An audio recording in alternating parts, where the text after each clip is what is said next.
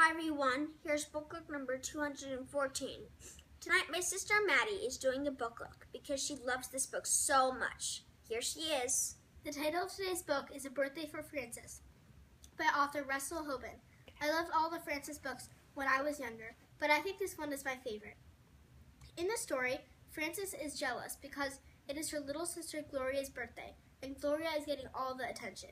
She is so jealous that she doesn't want any part of the planning or the party at all. But she soon realizes that she's the only one who doesn't have a present for Gloria, and so she decides to get over her jealousy and use her allowance to buy her sister a present. I used to love, and still do, the Frances books. They are really good little stories about the small joys and honest difficulties of childhood. And I think Frances is one of the most endearing characters in all of children's literature. Frances's little songs that she makes up are so fun, and the way she deals with things that happen to pretty much all kids make her so memorable.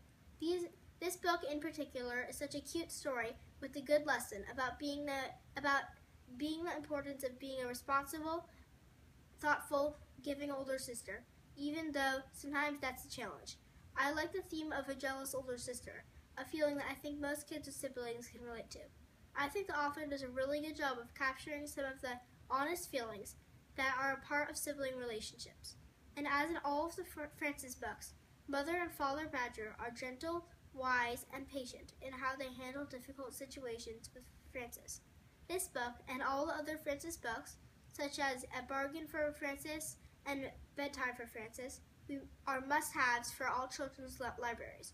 They are all so enjoyable and so much fun, so please donate them to the library, the ECBC's building at Chalk Children's Hospital.